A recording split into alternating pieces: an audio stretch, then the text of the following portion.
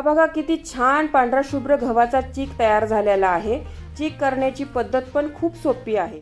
नमस्कार, मी कविताच टेस्टी फूडमध्ये सर्व खवय्यांचे पुन्हा एकदा स्वागत करते। आज आपण पारंपरिक पद्धतीने गव्हाचा पांढरा शुभ्र चीक कसा करायचा ते पाहणार आहोत। चीक काढण्याची खूपच सोपी पद्धत सांगितलेली आहे। चीक पांढरा शुभ्र होण्यासाठी खास ट्रिक सांगितली आहे। या चिकापासून आपण कुरड्या, पापड, सांडगेही करू शकतो।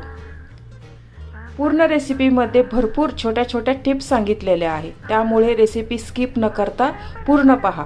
चला तर हा चीक कसा काढायचा ते पाहूया। तुम्ही या चॅनलला अजून सबस्क्राइब केले नसेल तर जरूर सबस्क्राइब करा, ते निशुल्क आहे। यासाठी बघा मी 2 किलो गहू घेतलेले आहे। हे गहू ना MP शुअर आहे, तुम्ही कोणतेही लोकवण किंवा कोणतेही घेऊ शकतात। फक्त हे गहू आहे ना, तुम्ही जुने घ्या, नवीन घेऊ नका, कारण जुन्या गव्हाचा ना चीक चांगला पडतो, नवीन गव्हाचा पडत नाही। हे गहू आहे ना आपल्याला 2 पाण्याने ना स्वच्छ धुवून घ्यायचे आहे आधी। हे गहू आहे ना 2 पाण्याने मी स्वच्छ धुवून घेतलेले आहे। यामध्ये मी आता परत भिजवण्यासाठी पाणी घालते।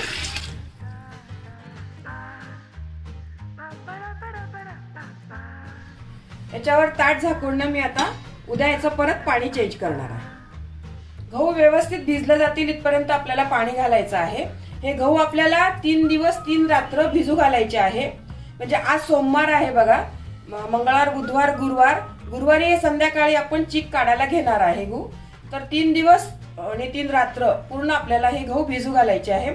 मात्र हे रोज आपल्याला सकाळी एकदा याचं पाणी बदलायचं आहे। गहू धुवून घ्यायचे आणि परत त्यात नवीन पाणी टाकायचं।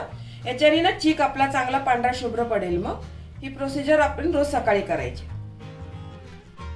तुम्ही अजून या चॅनलला सबस्क्राइब केले नसेल तर सबस्क्राइब बटनला क्लिक करा आणि बेल आयकॉनला प्रेस करायला विसरू नका, जेणेकरून नवीन रेसिपीचे नोटिफिकेशन तुम्हाला येतील। हे पहा, हे आपले गहू आहे ना 3 दिवस आणि 3 रात्र ना मी चांगले व्यवस्थित भिजवून घेतलेले आहे। आज 4था दिवस आहे बघा, आणि संध्याकाळी ना मी गहू वाटायला घेतलेले आहे। हे बघा गहू किती छान मस्त भिजलेले आहे आपले। चीक बघा किती छान पडत आहे याचा। असेच आपल्याला ना भिजलेले गहू पाहिजे आहे हे। आता मी एकदा परत हे पाण्याने ना स्वच्छ पाण्याने धुवून घेते हे गहू। हे पाणी काढून टाकते आणि एका पातेल्यामध्ये दुसरा काढून घेते हे गहू। या गव्हाचं आपण रोज पाणी बदलत होतो ना, त्याच्यामुळे या गव्हाचा ना वास पण नाही येत आहे बघा। तर रोज पाणी आहे ना, रोज सकाळी याचं बदलायचं आणि मग छान असे फुललेले गहू झालेले आहे। हे गहू बघा एका पाण्याने ना परत मी स्वच्छ धुवून घेतलेले आहे। आता आपण याला मिक्सर मध्ये बारीक करूया।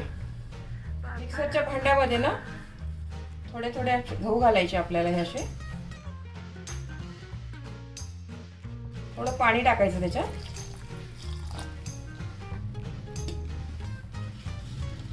मिक्सरवर ना आपण हे गहू बारीक करूया। मिक्सर एकदम पूर्ण चालू करू नका तुम्ही, ऑन ऑफ करा, कारण आपल्याला याची एकदम पेस्ट वगैरे नाही करायची, फक्त क्रश करून घ्यायचे आहे। जास्त जर तुम्ही बारीक केलं ना तर त्याची ताम उतरेल आणि मग कुरड्या आहे ना आपल्या चांगल्या पांढऱ्या शुभ्र येणार नाही। त्यासाठी मिक्सर बघा नुसतं ऑन ऑफ करावा।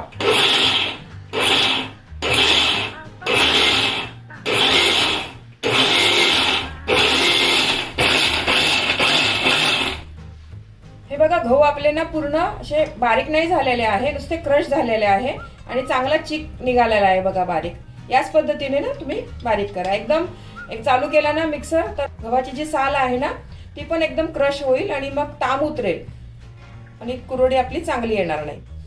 एका भांड्यामध्ये पाणी घ्या आणि त्याच्यामध्ये हे वाटलेलं मिश्रण आहे ना सर्व घाला याच्यामध्ये। याच पद्धतीने आपण सर्व गहू असेच बारीक करून घेऊया। हे पहा, दुसऱ्यांदा पण मी तसेच बारीक करून घेतलेले आहे।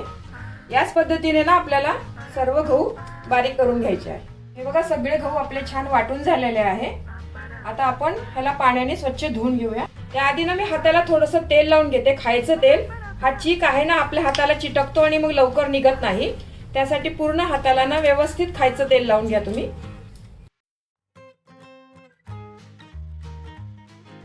आता हा चीक आहे ना व्यवस्थित असा दाबून घ्या तुम्ही।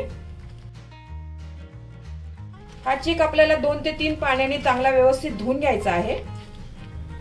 तुमच्याकडे जर वरवंटा पाटा असेल ना तर त्याचा नक्की वापर करा तुम्ही। वरवंटा पाट्यावर ना या चीक चांगला वाटला जातो आणि त्याची ताम पण निघत नाही।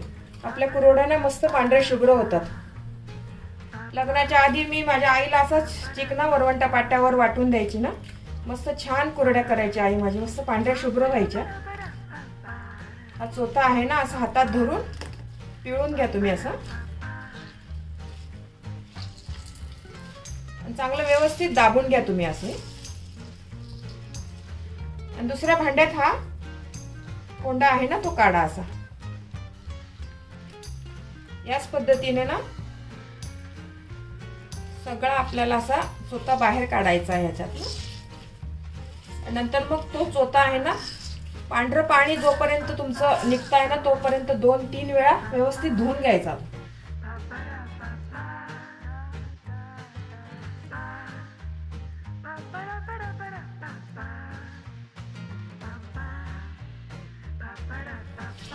या कुरड्या आहे ना गव्हाच्या आंब्याच्या रसाबरोबर तर खूप छान लागतात. मस्त आंब्याचा रस, गव्हाची कुरवडी आणि पुरणाची पोळी, हा बेत तर एकदम मस्त आहे, एकदम छान लागतो. या पद्धतीने सगळं मी चोथा आहे ना व्यवस्थित सर्व काढून घेते. आता आपल्याला हा चीक गाळून घ्यायचा आहे. मी एका पातेल्याला ना ओढणी आहे ना आपली, ती अशी व्यवस्थित बांधून घेतलेली आहे. ओढणी किंवा साडीचा कपडा घेतला तरी चालेल. इथे मी मैद्याच्या गाळणीला पण तेल लावून घेतलेला आहे. हा चीक आपण मैद्याच्या गाळणीने गाळणार आहे ना, तर चीक याला चिटकू नये म्हणून व्यवस्थित निघाव म्हणून मी तेल लावून घेतलेलं आहे. आता आपण चीक गाळून घेऊया. आधी मैद्याच्या गाळणीत मी हे पाणी ओतते. तसंच हे कपड्यातनं पण ना खाली गाळल्या जाणार आहे.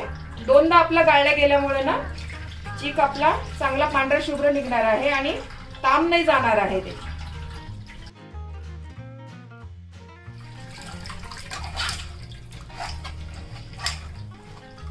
2दा चीक गाळल्या गेल्यामुळे ना अजिबात ताम राहणार नाही याच्यामध्ये.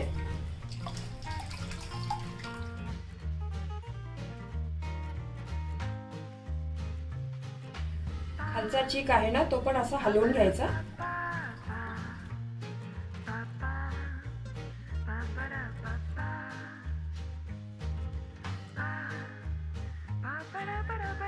ताम बघा हे पूर्ण निघालेली आहे, हे काढून टाकूया आपण. हे 2दा गाळल्यामुळे ना छान गाळल्या गेलाय बघा आपल्याला. याच पद्धतीने आपण पूर्ण चीक असंच गाळून घेऊया.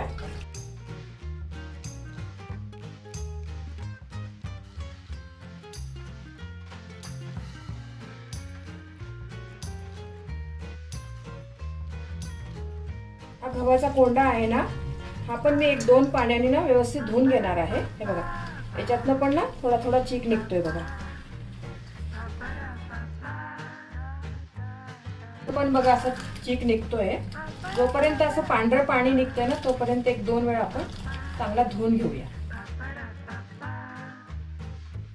कोंडा बघा व्यवस्थित धुवून झालेला आहे आपला हा, आणि गाळून घेऊया आता व्यवस्थित आधी सारखं. ही प्रोसिजर आहे ना मी अजून एकदा करणार आहे.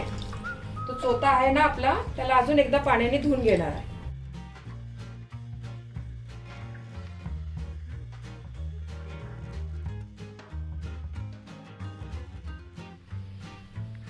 हा चीक बघा आपला व्यवस्थित गाळून झालेला आहे. या चिकावरचं पाणी आहे ना 4 ते 5 तासांनी ना मी बदलणार आहे. 4 ते 5 तासानंतर चीक आपला चांगला बसेल, खाली व्यवस्थित घट्ट होईल आणि वरचं जे पाणी आहे ना ते बदलून नवीन पाणी टाकणार आहे. ही प्रोसिजर यासाठी करायची आहे की चिकावर जी ताम असते ना तर ती त्या पाण्याबरोबर पूर्ण निघून जाईल आणि आपला चीक आहे ना पांढरा शुभ्र खाली चांगला व्यवस्थित राहील.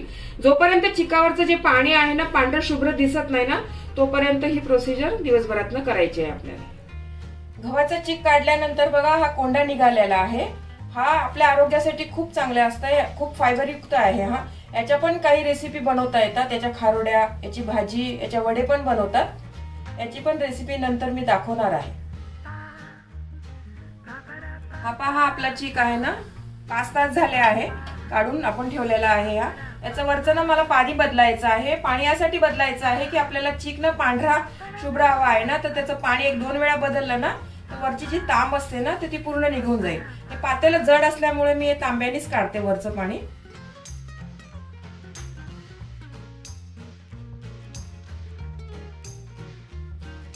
खालच्या चिकाला आपल्याला अजिबात हलवायचं नाही, वरवरचंच पाणी काढून घ्यायचं आहे.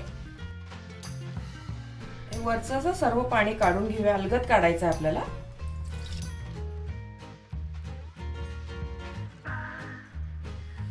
हे पहा, याच्यातलं मी वरवरचं सर्व पाणी काढून घेतलेलं आहे. आता चांगलं नवीन पाणी याच्यामध्ये मी घालते. याच पद्धतीने मी 2 ते 3 वेळा पाणी बदलून घेणार आहे चीक पांढरा होण्यासाठी. हा पहा, चीक आहे ना मी रात्रभर पाण्यात ठेवलेला आहे. आता मी याचं परत पाणी चेंज करणार आहे. खालच्या चिकाला डिस्टर्ब न करता आपल्याला अलगद पाणी काढून घ्यायचं आहे.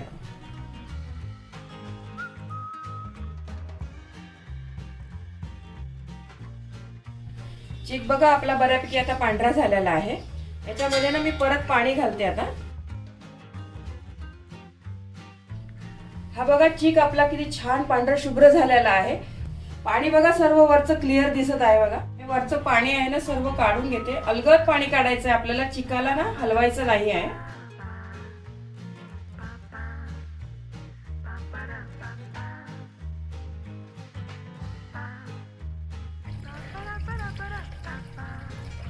पाणी बघा मस्त क्लिअर निघालेलं आहे. बघा आता हे 2-3 वेळा पाणी बदललं ना, त्याच्यामुळे हे पाणी स्वच्छ झालेलं आहे. बघा, ही प्रोसिजर आहे ना, स्किप नका करू तुम्ही.